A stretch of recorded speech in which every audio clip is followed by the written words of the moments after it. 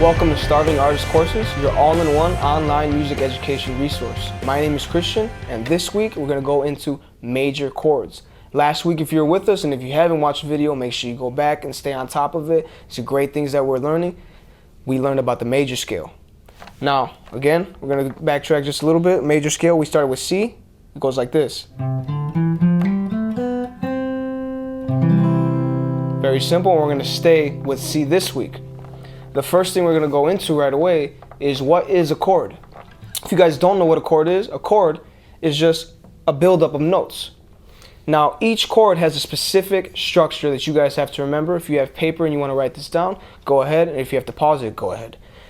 For a chord, we need to have our root, which is something we mentioned last week. We need our third, which is something you guys haven't learned yet. And we need our fifth.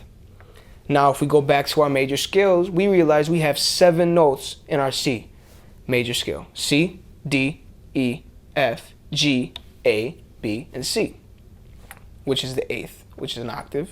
We can count 7. It's still the same thing. Now, to make a C chord, we're going to go back to our C major scale, what we learned last week.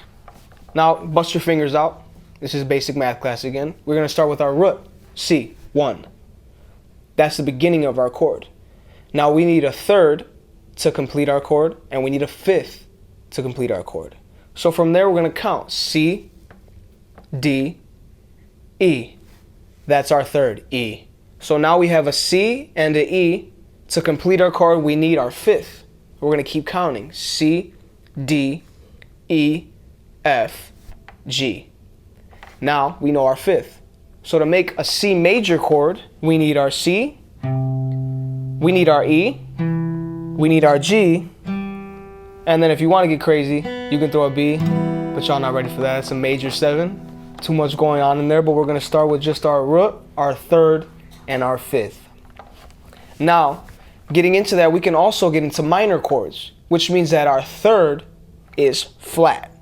Again, if you haven't watched week 1 and week 2, we went in and out what sharps are and what flats are and how they play a role in the music. We'll get into minor next week. We're going to stick to major this week. So again, remember, the most important parts of this, you need a root, you need your third, and you need your fifth. And we're going to stay in the key of C, no flats and no sharps. Next, we're going to introduce you to the G major chord, which is also in the C major scale. Again, if you want to count, and you want to know what G is, C, D, E, F, and G. We know it's our fifth. From here, again, if we want to do a G chord, practice. Pause this video and see if you can figure it out before I tell you. We're going to start with our root. If we want a G chord, we're going to need a G. We're going to go to our E string, 3rd fret. That's a G. That's our root. From there, we need a third. Again, bust out those fingers and start counting. G, A, B. That's our third. Now we need a fifth to complete our chord. We're going to continue. G, A, B, C, D. Now we know that, hey, to make a G major chord, we need a G, a B, and a D. So let's go ahead and find those notes on our fretboard. Again, G, E string, 3rd fret.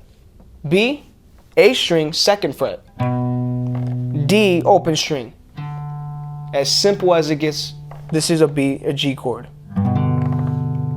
Now the way I play my G chord, it sounds a little too low up there, right? I want a little bit more grit. I want a little bit more action on these high strings down here. I'm going to go ahead, put my 3rd finger on the B string 3rd fret to also play another D. Then I'm going to put my pinky on the E string 3rd fret to play the octave. Now my chord has a little bit more color. See how it fills the room a little bit more versus just this?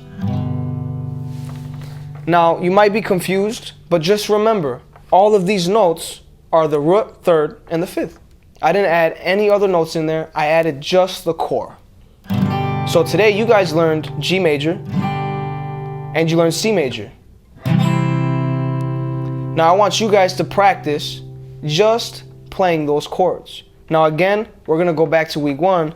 We want to focus on our form. We want to make sure that we have great technique. I want the guitar on your lap. Thumb behind the neck. Hold your pick on top of your index finger, thumb over. And make sure you take your time. Bust out a metronome and practice your downstrokes. Make sure your pick is up and go C, 2, 3, 4. C again. 2, 3, 4. Then maybe transition to the G chord. 2, 3, 4. Play it again. 2, 3, 4. And then switch back to the C. 2, 3, 4. I want you to focus on making sure that you know what notes you're playing. We want to be musicians that know what we're playing, know where our notes are on our fretboard, and how to make those chords. Always remember, guys, if you're having trouble remembering that chord format, go back to your fingers, count out your root, your third, and your fifth. It'll never fail you. Also, if you guys want, go down to our website, get involved with our community of artists, comment on the Facebook page, comment on our Instagram, comment on our YouTube videos. We want to engage with you guys. Make sure you subscribe because these videos are coming out weekly. Next week, we're working on minor chords and you're going to get your first chord progression, all right? Keep practicing, guys. See you next week.